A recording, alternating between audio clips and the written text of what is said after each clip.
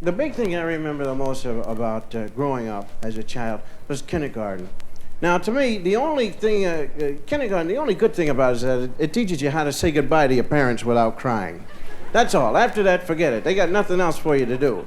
I remember standing in that schoolyard with 27 snowsuits on and my idiot mittens, you know. The idiot mittens are the ones with the string that go up your arm and around your neck. And the only cool thing about it is you talk in the left hand, you can listen in the right. Hello, how have you been? That's all right, fine. Find another kid with idiot mittens on, you run up, you pull his left mitten, and he smacks himself in the face with the right. Yeah, I used to love to do that, boy.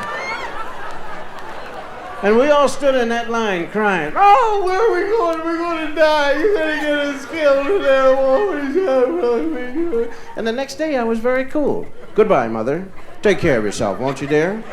I should be home, 12:30, quarter to 1, somewhere around there. Might be late. I may have a little milk with the boys, you know what I mean?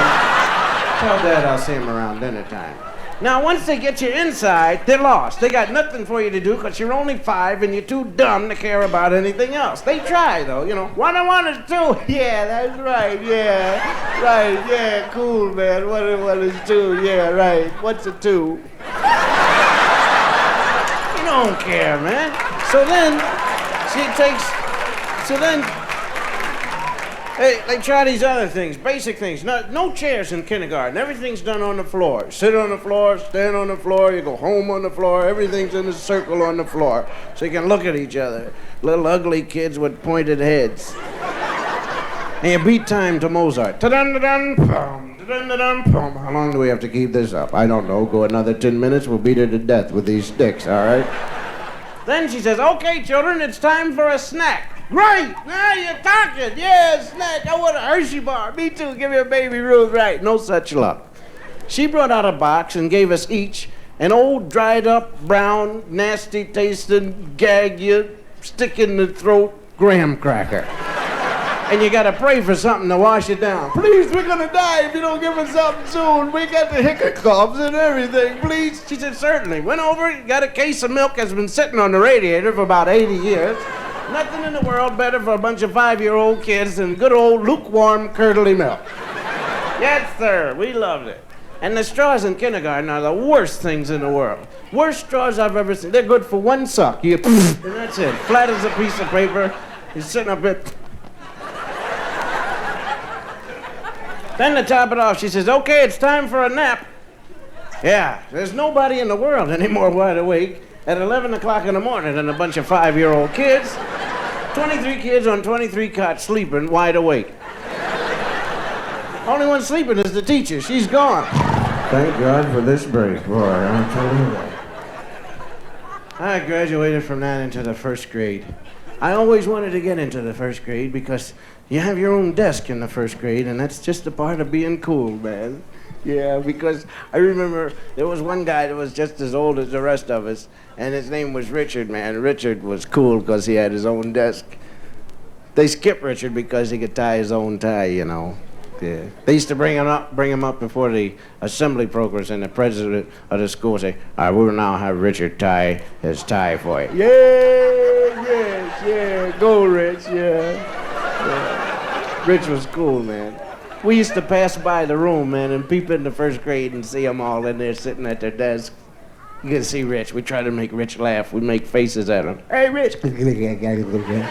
Rich scared to laugh because he get a beating, you know. Now I got my own desk. Ta-dum! I love this desk. Of course, they all look alike, but I gotta find out how to find my own. First, I don't want anybody to know that I'm not cool finding my desk. I sit down at my desk, look around. I know this is my desk because I sit in front of Crying Charlie. Crying Charlie's got the coolest cry in the world, man. You can't hardly hear him or nothing. He just opens up his mouth and tears roll down his face and everything, man. I know this is it because I sit in front of him. So every time I come into the room, I just look for Crying Charlie, and I sit right in front of him. Of course, if Crying Charlie's absent, I don't know where I'm going to sit. You know. Crying Charlie's absent, I go to his house and sit in front of him. Yeah, got to fold my hands on top of the desk so the teacher will know what I'm doing. Got some initials on the top of the desk here. Somebody carved them all the way through to the floor. So when you write on your paper, you rip it. Yeah. Got an inkwell. Yeah, boy, they still don't trust us, though. No ink in it. Afraid we'll drink it. And I would, too, man. Ink is cool to drink, boy. Hey, drink ink about 3:25, go home with a blue tongue. Used to make my mother faint. Ma? Yeah, look. My mother was cool, man. She would faint for anything, boy. I used to get hit in the head with a rock, cover up the blood, wait till I get right up on her. Ma, look. Wow. Way to go, Ma. Cool, yeah. She got me back one day, though. I was playing with my navel. You know, oh, navel. My mother said, all right, keep playing with your navel. Pretty soon you're going to break it wide open. The air is going to come right out of your body. You'll fly around the room backwards for 30 seconds, land. You'll be flat as a piece of paper. Nothing but your little eyes bugging out. Keep it up. I used to carry Band-Aids with me in case I'd have an accident.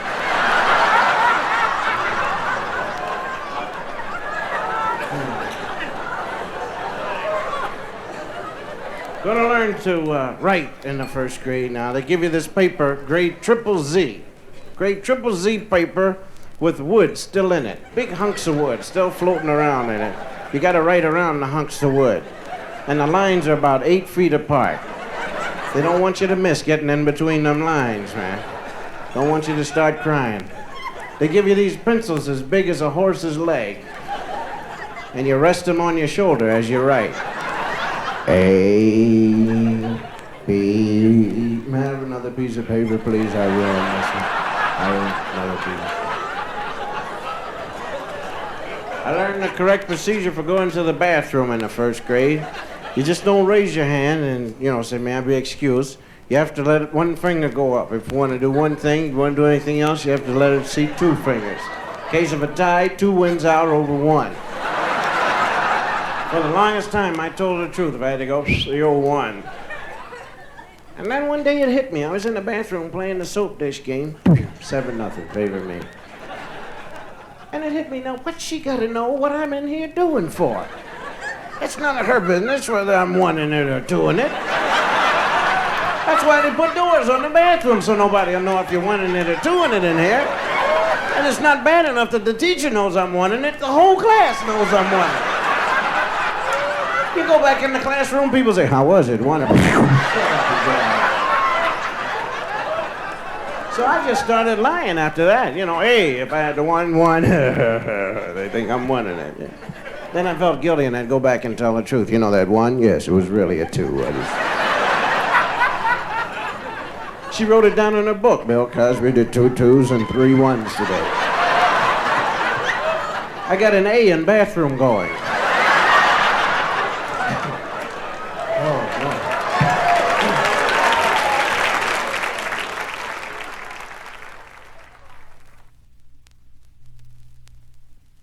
Hot dog, junior high school. Watch out there. Personal hygiene, 8th grade.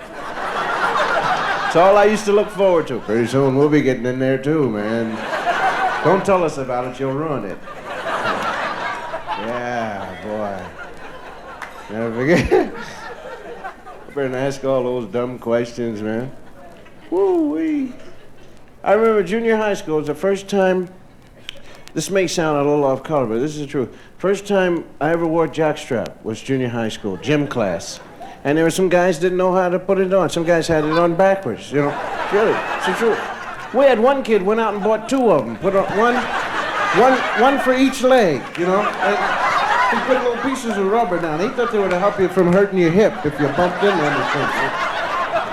We made him a flagpole carrier,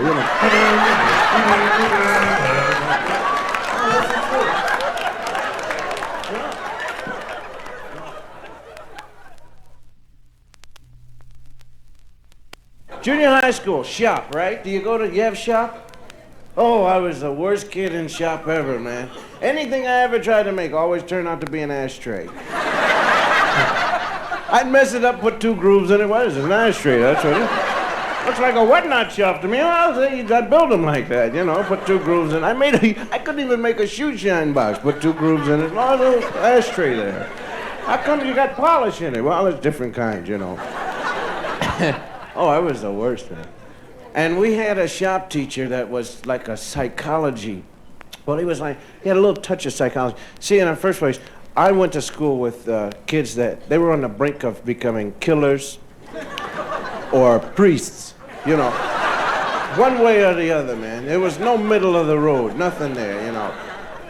And the great part about it was that we were in shop, and this guy, we had gotten rid of 5 shop teachers.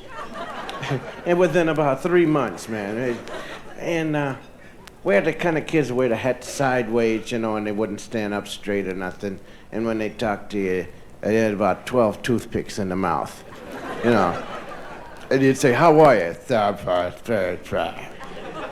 And he said, what did he say? He said, kill. And somebody found a .45 bullet. We were in a metal shop. And he put the bullet, the guy says, hey, you know, if you put a bullet in the furnace, it'll explode. I'd say, this was the brightest one in our class. So everybody else said, clog it up, clog it up, clog it up. And this one, you know, psych shop teacher, he could always get guys to confess by talking about their parents. He would degrade the parents, and then the kid would get angry. And we're sitting there, you know, everybody's tinkering away, tink, tink, tink, tink, tink, tink, tink, and the bullet is in the furnace, you know, and it, tink, tink, tink, and it, tink, tink, tink, tink, tink, tink, tink. So here he comes. All right. I put a bullet in the furnace. You know, you put a bullet in the furnace that reflects on your parents.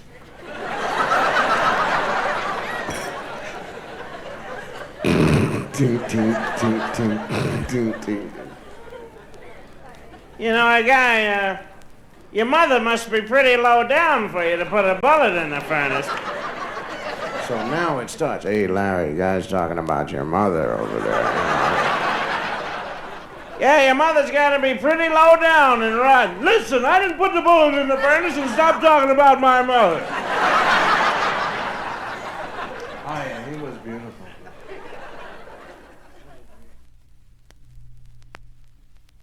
It's great to be an expectant father. I want to pass some things on to some of you guys. If you don't have children already, a woman really gets irritable when she's expecting, because of the simple fact that she feels everything's been dropped right on her. You see, now the man was just as much, you know, the fault as to what has happened, but nothing happens to him, you know, and the woman starts to get ugly.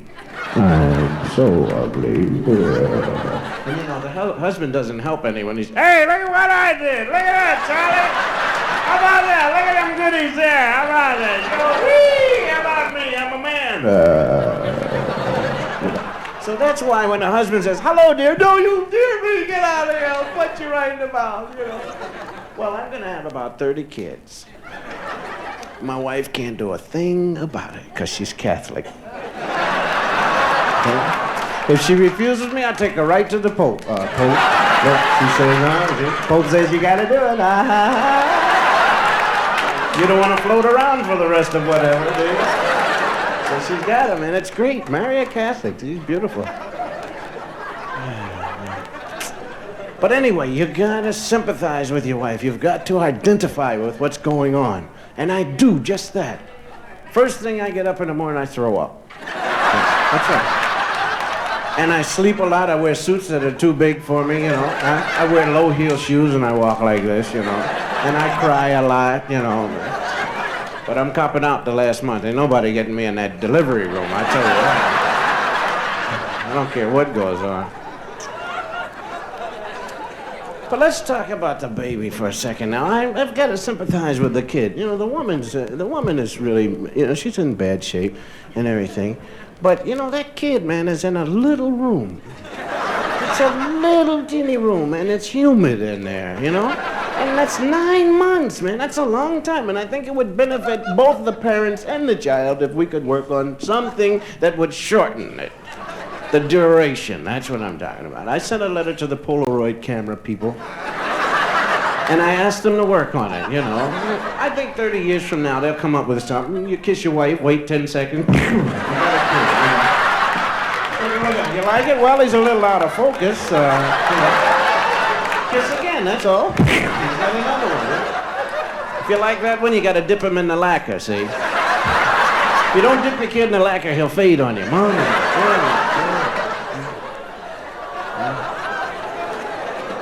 But the whole thing is just that the baby's right there, and I know he must get tired. They've got to get tired, because it's a little place, man. Nothing to do in there, you know.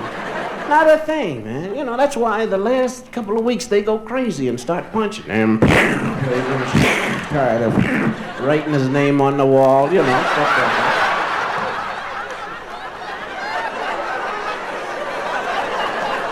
I tried to get my wife to swallow a ball so he'd have something to play with, you know.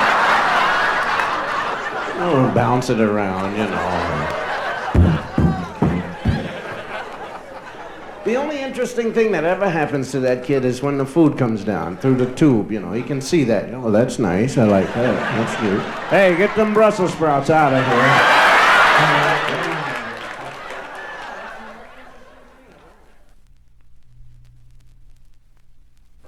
I'm going to talk to you about driving, because I've had my problems, and I must tell you about my problems driving. First of all, in different cities. In Los Angeles, who puts up the dip signs out there? Does it make sense to put up a dip sign 2 inches before you get to the dip? You're driving the car, so what's the sign say? The sign says dip. If you want to help somebody, put it after you hit the dip, you know. You've just hit a dip. Thank you. I appreciate that.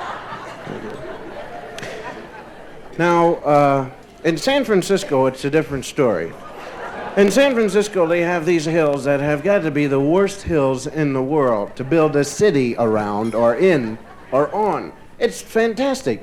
And it has nothing to do with shifting gears or anything. It's just that these hills are fantastic. They go straight up and straight down.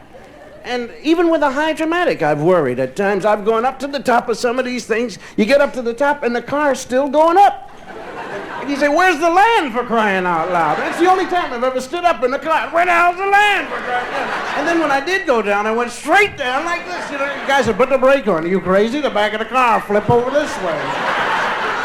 And the insurance company won't cover you if you had a head-on collision with a hill. I'll tell you that right now.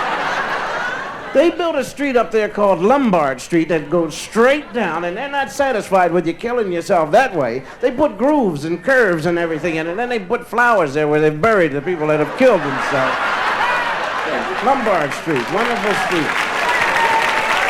So, I had this Volkswagen. A guy lent me a Volkswagen. Now, I don't get along at all with a clutch. That's all there is to it. You don't even have to look for my car if you want to tell if I've been there. Just take a sniff and smell the clutch. That's all. I'll burn out a clutch in a minute. And first gear is not my best friend in the world. That's all. I get the hiccup, you know.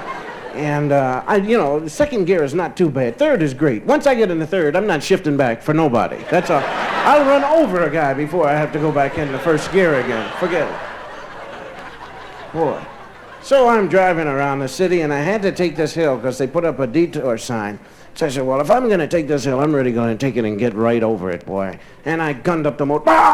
20, 60, 80. I get up to the top. I'm ready to go over. I look to the right. Somebody put a stop sign up at the top of the hill. And I said, you got to be kidding me. Nobody in his right mind puts a stop sign up at the top of a hill like this. I figured the city didn't do it. Some nut went out to the Army-Navy store, bought himself a stop sign, he's got a spyglass, looks through it, look, Martha, we caught somebody down there. So I'm caught, and I put the brake on. And I know if I don't hurry, I'm going to lose my right leg because all the blood's draining down to my hip. And I figured the time it takes me to get off of the brake and get to the accelerator will have drifted into the bay. And if you die that way, they won't let you into heaven. You go up, you see St. Peter, says, how'd you die? Me and a Volkswagen drifted backwards into the bays. You go to hell. So I said, I better give it a try. I look in the rearview mirror. Now there's a car behind me. Well, I don't want this guy to know I can't drive, so I said, come around, idiot, come around. He can't hear me because he's busy telling the guy behind him, come around, idiot, come around. They caught 13 million of us on that hill.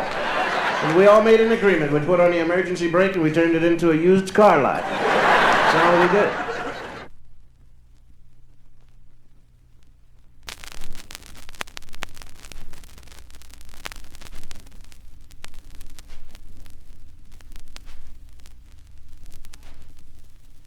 I entered the service after I graduated high school because the dropouts already had the jobs. And I came out of the service and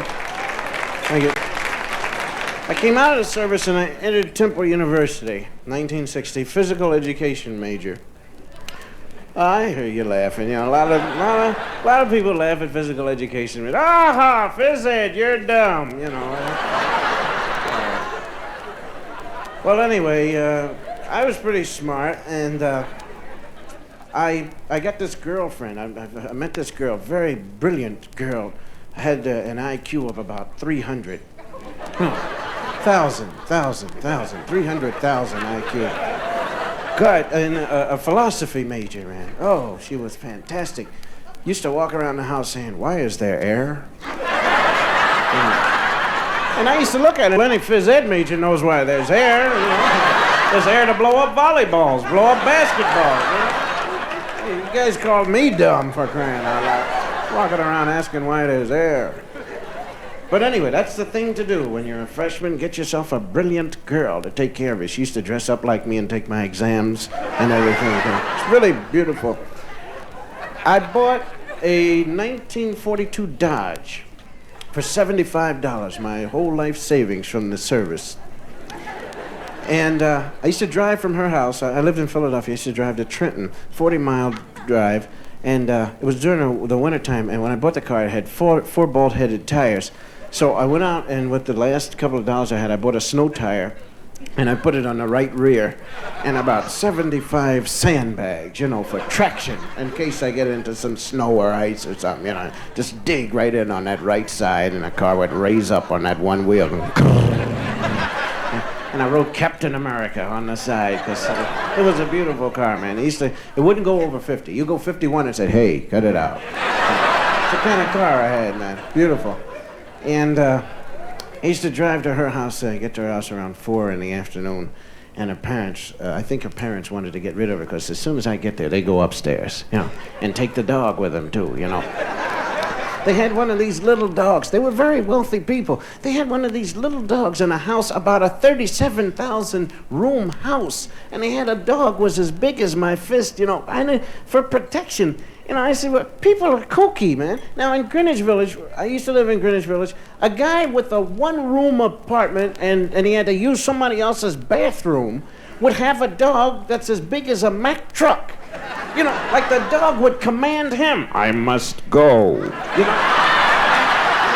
He had to take the dog out, man. He couldn't spank it, you know. He hit that dog, the dog would eat him alive, you know. Hey, listen, that's where we got our Doberman from an old used master that they ate up. And these people with this big house got this dog so small. You know, what protection is it? You put your leg through the window of the dog. I know what it'll do. It'll pee all over the place. That's all they ever do, man. You come into anybody's house and say, "Rah," to one of those dogs, they poop all over everybody. I guess maybe that's the safety device, right? You feel something, hey, somebody's in the house. My legs are. It's ridiculous. Well, anyhow, I used to sit there, and we would do about 3 minutes worth of homework, and then we would cuddle up and start kissing. Oh, we would kiss for 12 hours, man. Just kiss everywhere. Kiss on the sofa, move to the TV set, kiss up on the whatnot shelf, you know, underneath the refrigerator, all over the place. We're just kissing. You kiss so long until the inside of the mouth gets raw, you know, and your lips swell up, and you say, "Listen, I think we better cut it out, all right? But tell you what, first one heals call, all right?" So I get in the old Captain America car, you know, and I'm driving. And the whole time we were kissing, it snowed and the hail fell and everything, and the roads were frozen. So I'm driving, and very sleepy, and I get so sleepy that I go into a world of fantasy, you know. I'm really tired. I would like to sleep now. And another hour and a half drive, and it's ridiculous. And, well, listen, you take a little nap if you want. Are you kidding? Well, look, the road's going straight, and right now I got the car pointed straight. I don't see why I can't take a little nap right now. I better not do it. A leaf blew in front of the car. Oh, I've hit a cow. Oh, I'm driving. And I'll never forget it. I took it up to 50. I was living dangerously, you know. And I went into a bad right skid. Whack! And as soon as I went into the skid, I tried to remember the safe driving manual, you know, to save your life. If you go into a skid, the safe driving manual says, if you go into a skid, turn in the direction of the skid. Which doesn't make sense at all to me, because that's like if a guy throws a left hook at you, you lean into it, you know. So forget it. I'm turning left and hitting the brake. Whack! Wound up going down the road 50 miles an hour sideways, which is a beautiful sight, by the way. You look out your front window and you see things going by like this, you know. And if you want, you just turn right around. You don't have to steer. Just look out the side door. You know? And if you have an accident, you can get out in a hurry, man. It can't hurt you. I love it. Like, they don't build cars like that.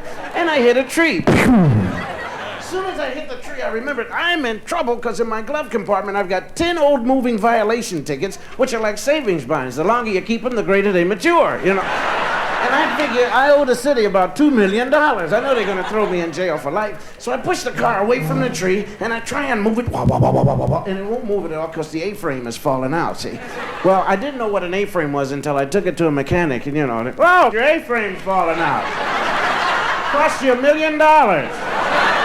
And that's the labor, you know, that kind of... So I'm trying to move, and it won't, and I'm scared because the cops are going to catch me. I got to get out of here somehow, you know. Up comes the safety-for-all truck driver, gets out of the car. I didn't even ask him to help me. Starts to put 20 flares around the car. What the hell do you think this is, my birthday or something? Have you ever tried to blow out a flare? No, I'm sore on the outside and the inside, you know. All right, now the beautiful thing are the cops. Here come and they get out and they look at the thing, and the motor's in the front seat, tree's leaning on a 45-degree angle, bark's all chewed out of it, and the tires are all flat, and 20 flares around the car, and this guy says, "What happened?" I said, "Well, I was driving along, and this tree jumped right out of the forest and bit my car, boy." They'd ask you that, no matter what. You could run over a guy and leave him under the car, and the guy says, "All right, what happened?" Oh, well, the guy was sleeping, and he was cold, and I had nothing to cover him up, so I figured I'd use the car, you know. I'd protect him from something. Ridiculous, boy. Thank you.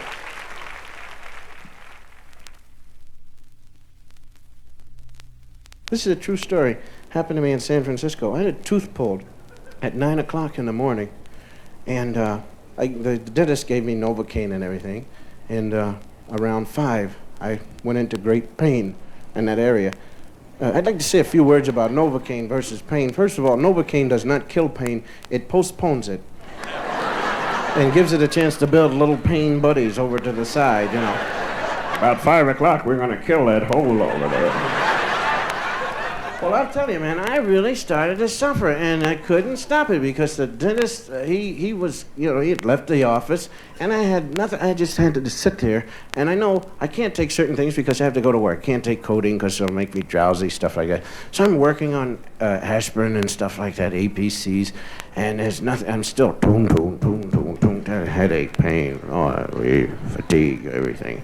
And then I remembered those commercials where they interview the people, you know, and they say, "Sir, have you ever, tell us about your headache.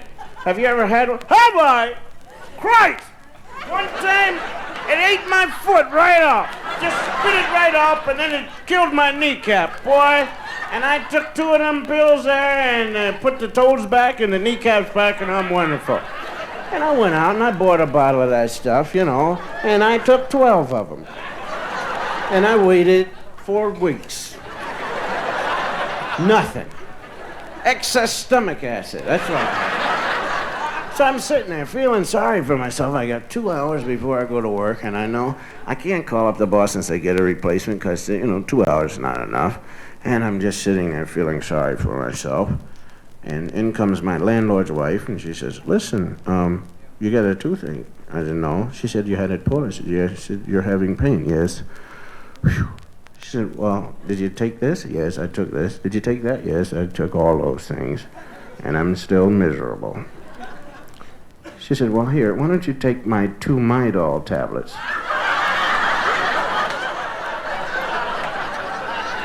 I said, "Don't fool around with me, please. And besides, you got the wrong gender and everything. Get out of here, no jokes." She said, no, I'm serious. Why don't you take them? Well, the pain just kept up. So I looked at it, and it just got so bad. I said, look, give me the 2 pills, and don't tell anybody, all right? I took them, and I went back, and 10 minutes passed, and the pain went away. And I tried to make the pain come. Nothing. It was beautiful. I've got an hour to go to work, and the pain's gone. My doll did it. Good old my doll. And I said, listen, this is great. Give me another one because this one may wear off. I need one for the second show. She said, I don't have any more. I said, what are you, some kind of junkie dealer or something? You want $100? I'll give you $100. Give me the my doll tablet, would you please? She said, I really don't have any more, but you can get them at the drugstore. I said, okay, I know where to get them, And I ran into the drugstore. I was so happy, man. I said, hey, druggist, come here. Give me a can of my doll, and it's for me. And the druggist said, I don't give a darn. There's a lot of weird guys come in here every day, But I want you to know that, boy, I took them all night long and no pain. It didn't come back or nothing. And in the morning, I had a little headache. I took one for that, and gone. That stuff is beautiful. And you women don't tell anybody about it, man. Keep all the goodies to yourself. And I tell you, fellas, there's nothing wrong with me. My voice is no higher than it used to be. Oh, that's the truth. Of course, every 28 days, I get a little irritable.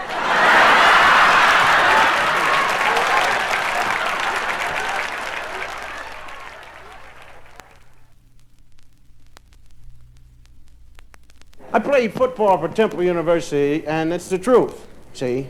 Don't keep asking me, did you really play? Yes, I really played. At one time, I had a beautiful body. I weighed 192 pounds, and they made me a fullback. Now, before you start tuning up, let me get my story finished. No, the truth of the matter is that it didn't take much to play for Temple at the time that I was playing because we had lost 27 games in a row. And we played against real weak teams. I mean, teams like Muhlenberg, Lafayette, Gettysburg, yeah. They all beat us. They all killed us. Especially Hofstra. Hofstra beat us 900-0. In their street clothes, man. They wiped us out. Vassar wouldn't even play us. That's how bad we were, man. Get out of here. We don't even want you on our schedule. So I want to give you some insight as to what goes on in the loser's locker room. We're going to play against Hofstra, which is a really terrible school. They killed us every year, boy. And when you play for a team like Temple, you got nothing to do except pace up and down in the locker room, and you say to yourself, boy, I sure do hope I don't get hurt. I almost made a tackle last week. I must have been crazy out there or something. Nobody else is trying out there. I don't know why I got to be the one all the time. I play on the second team, which is actually the nut squad. Now, these are guys that can play, but they're afraid. They don't want to go out there, so they do nutty things, like they put the helmet on sideways, looking out through the ear hole. Guys got on scuba diving suits, snowshoeing and ice skate, walking around. Second team is very quiet because they're going to go out, scared to death. That's what they are. Catholics on the squad always seem to have something special going because they're over in the corner. Dominoes, Father, please. I'm not Catholic, but I figure if it works for him, yeah, me too, Father. He's a friend of mine. He told me how to do this. Here, please accept me. And we're pacing up and down. First team's getting last rights. And we're going. The coach is drawing trick plays on the blackboard because he has no personnel whatsoever, and he knows he's got to work with something that'll trick him. All right, you guys, listen up. When they come out of the huddle, line up backwards. And just let them run right over you, and then we'll raise the flag and everything while you're singing the national anthem, all right? We'll get pity somewhere, I'll tell you that. Then comes the athletic director, says, I'd like to talk to the boys. What? I'd like to talk to the boys. Okay. May I have your attention, please, fellas? This is the athletic director, Mr. Ernie Casal. This is the man that's responsible for giving most of you the scholarships. He'd like to talk to you. Mr. Casal. Thank you very much, Coach Macris. Well, boys, here we are again. We'll go out and have another fine football game. Gonna go out and play against Hofstra, because you already know that. They beat us last year 900-0. The year before that, they beat us 900-0. I was over in their locker room, had a chance to look at some of their players, and Christ, they're bigger than they were last year.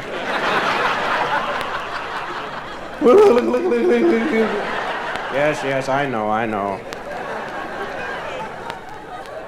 Fellas, I looked out in the stands. We only have 12 people out there. And this is homecoming. Just want to say a few words to you. This is our first game on television. We want to keep this television contract going because this is the only way we can make some money to buy little scuba diving suits and snowshoes and ice skates for all the weirdo squads here. So we're going to say to you, please, remember that you're on TV. By that I mean, don't worry about winning the game as much as we want you to be concerned with the fact that while you're out there on the field, we're going to ask you, please, do not touch certain areas of your bodies while you're out there on a football field. Because if you're out there digging and scratching, people at home are going to turn you right off, and we're going to lose the contract. So please, do not touch certain areas of your bodies while you're out there on the field. Now, we're going to pass out these affidavits and ask you to sign them, saying that you will not touch certain areas of your bodies while you're out there on a football field, all right? So we signed them, and we went out, and I'm with the second team. First team's got the 9th time for last right. Hofstra came out of the locker room. I had never seen guys so big before in my life. They had just brought 11 guys with them. Smallest guy on the squad was 6'1", 490 pounds. He was a halfback. Ran 109-1, had long teeth hanging out of his mouth. Every one of them just had one eye in the center of the forehead. The coach was beating them out onto the field with a ball and chain, hitting them smack in the back of the head. Get out of there! Go on, Igor. What's good, Igor? First team said, oh, God, don't look at him. If you don't look at him, you won't get scared. Second team went crazy. Guys are ripping their clothes off. I can't play naked. Kicker comes up, grabs the ball. It looks like a vitamin pill in his hand. Puts it down. Out of the world. They come running down the field. The first team to throw some meat at him. Maybe they'll eat that. Get out of here. First and 10. We run a play. There's a pile of dust. 11 Hofstra guys still standing. 11 Timplemen out cold on the ground. Coach said, all right, get the nut squad, naked or not, get out there. We're carrying them off, and as we're carrying them off, I swear I heard one Temple guy on the ground say, can we get up now? No, you move, I'll punch you right in the mouth, so help me. Get out of here. We carry them off there. The coach said, all right, get out there, second team, let's go. We got a quarterback that's 2-1. All right, run the kamikaze play on one. All right, kamikaze. Cosby up the middle, the whole team off the field. Break! We break out of the huddle, the quarterback goes up and says, shift! 1, 2, ping, gives me the ball. I take one step and I look, and there's a hole. And I had never seen a hole. Playing for Temple. And I said, God, a hole. I turned to the people in the stands, look at this, a hole, you see this? They said, yeah, hurry up, run. I said, wait a minute, it may be a mirage. You can't tell. I said, well, I better get moving. I'll never forget it. It was a big hole with a defensive man on the ground. I planted one foot, stepped over him. When I did, he stood up and hit me. And the pain was tremendous. And I threw down the ball, and I said, oh.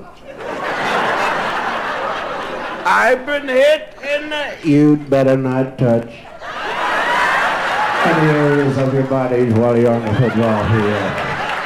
So I grabbed my head. And I looked at Howard. I said, what's the matter? I said, I can't say nothing until they bring a commercial on, all right? Thank you and good night.